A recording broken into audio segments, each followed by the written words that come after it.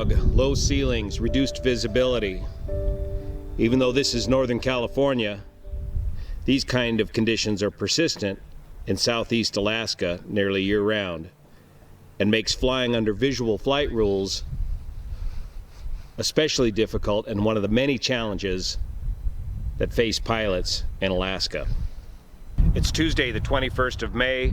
My name's Juan Brown. You're watching the Blancolirio channel, and the Part 135 charter operator Taquon Air out of Ketchikan, Alaska has had yet another fatal accident. Let's go inside the hangar for an update. All we know currently about the latest Taquon Air crash was that yesterday, 20 May, about 4 p.m., a de Havilland Beaver, November 67667, crashed while on landing at Metlakatla Harbor, 14 miles south of Ketchikan. Metlakatla is the original home of Taquon Air. Taquon Air was established in 1977. Taquon Air is now based out of Ketchikan, Alaska. The flight was a commuter flight. I would call it a charter flight, more accurately. It was not a sightseeing flight. The fatalities were the one pilot and one passenger. Residents and Good Samaritans there at the harbor at Metlakatla were able to recover the aircraft and get it out of the water.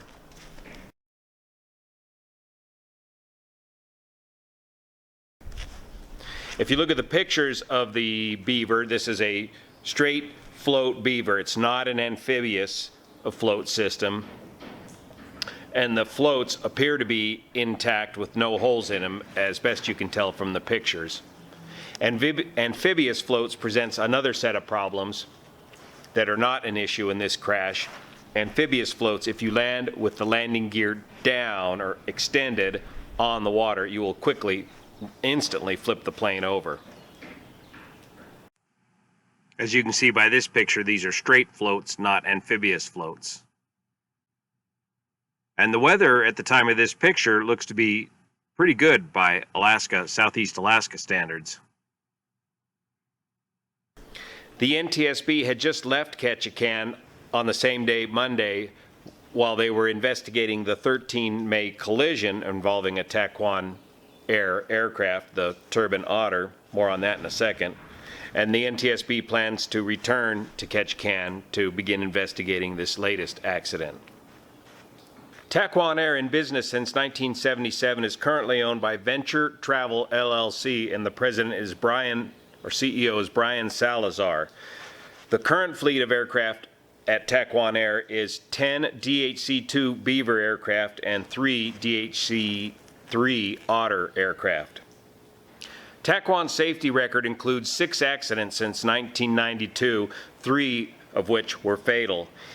In July of 2007, Taquon's first fatal accident involving a DHC-2 Beaver involved CFIT, controlled flight into terrain, and weather. As a result of that accident, the NTSB recommended that weather cameras be added along the route of the Prince George Sound, and those weather cameras are still in place to this day.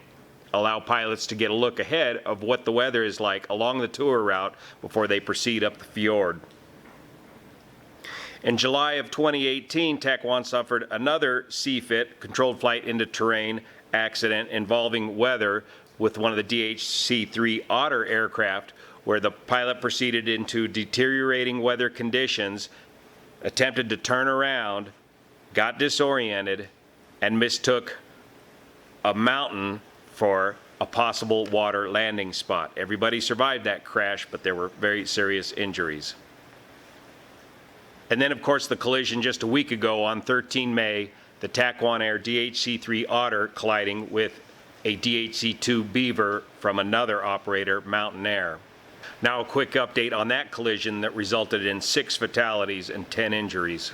The 13 May collision occurred on a sightseeing tour when the Taquon Air DHC-3 Otter aircraft, descending out of 3,500 feet to 3,000 feet on a southwesterly heading, apparently collided with the Mountain Air DHC-2 Beaver aircraft at 3,000 feet, with the Otter flying at approximately 150 miles an hour and the Beaver at only 125 miles an hour.